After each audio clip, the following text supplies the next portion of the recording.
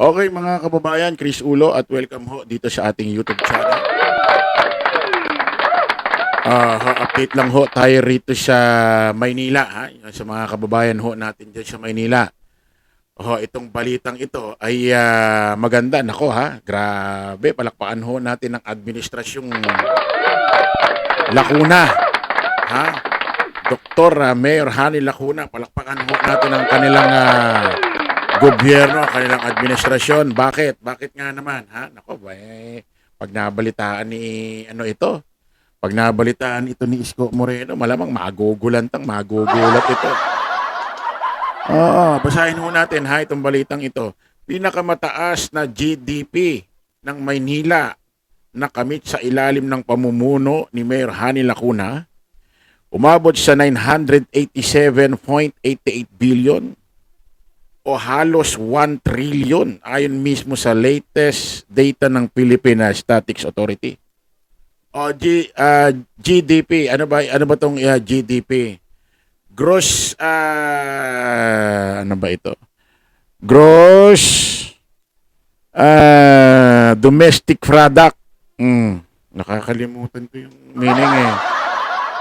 Gross domestic product. Ibig sabihin nito, mga kababayan, ang lungsod ng Maynila sa ilalim ho ng administrasyong Mayor Hani Lacuna, ang ibig sabihin ho nito, maunlad ho ang lungsod ng Maynila ngayon sa pamumuno ho ng administrasyong Lacuna.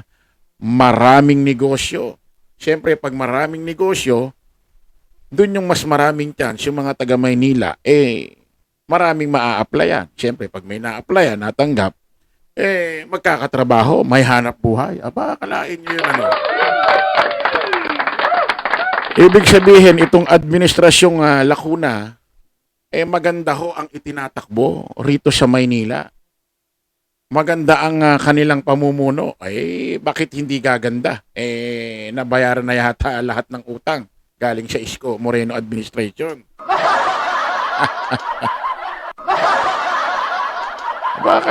Palakpakan at magaling din pala talaga ito si Mayor Hani Lacuna. Magaling din Isipin mo binayaran na yung mga utang ng administrasyong Isko.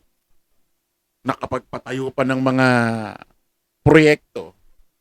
Gumagawa pa ng iba't ibang programa. Siyempre, marami yan. Gumanda pa ang kanilang ekonomiya. Ang kanilang GDP. Palakpakan natin. Mas maganda talaga itong si Mayor Hani Lacuna. Ito talaga pa ang manalo. Kasi isang termino hanggang 3 termino yan. Isipin mo, nung unang termino niya, nagbayad siya ng mga utang na naiwan ng Isko administration na kung saan, nung nangutang, sama-sama sila, pero nung nagbayad, wala na si Isko, si Mayor Hani Lacuna na lang. Galing din, ano?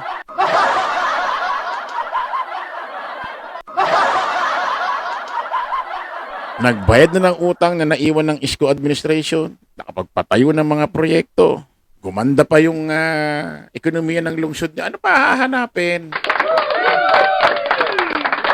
Kaya nga sabi ko, hayaan ninyo ang isang Mayor Hani Lacuna na ituloy pa ang kanyang administrasyon. Isa pa.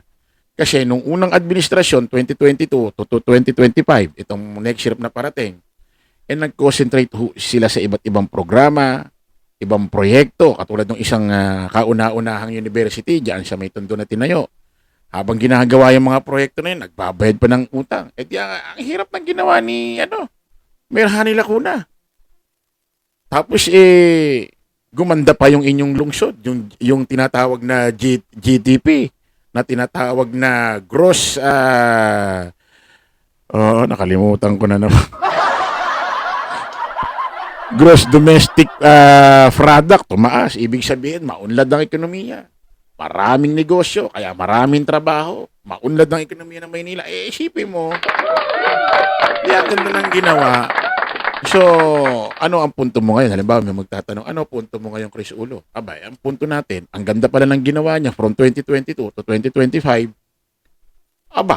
Suklian naman natin. Pagbigyan pa natin siya ng isang termino na matuloy-tuloy niya ang kanyang termino. Kasi nga, sabi ko dun sa unang termino niya, 2022 to 2025, nag-concentrate siya sa ibang proyekto, iba't ibang programa, nagbayad pa ng utang. Eh, malay nyo, ngayon wala nang utang. Next year, as in, wala na. Eh, balay nyo, mas marami pang magawang proyekto, programa si Mayor Hanny Lacuna dyan sa Maynila, lalo na dyan sa ating mga minamahal na senior citizen. O, di ba?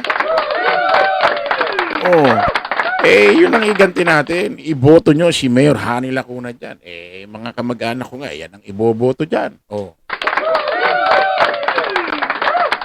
Oh. Eh, sabi ko nga sa mga kakilala, baka isko kayo, ha?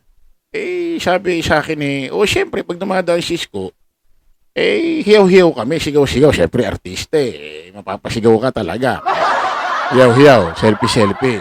Eh, tama nga naman, artista, kahit saan magpunta yan, may magkakagulo, artista Oh. Pero sabi ko, sino boboto nyo? Sa 2025, sa May, sa halala na, sa botohan na. Eh, syempre, Lacuna na, ibang usapan na yon. Botohan na sabi ko, ibig sabihin, kaya lang kayo mihiyaw, nakikigulo, selfie-selfie, artista. Oh, tol, ganun lang naman yun. Pero pagka next year na, May, Mayo, butuhan na, iba usapan. Iboboto namin. Lacuna na, ibang usapan na. Oo. So, kumbaga, naaano lang sila, natutuwa sila kay Isto kasi, siyempre, artista, sumasayaw, madalas pa sumasayaw ng ano yan, yung Dying Inside.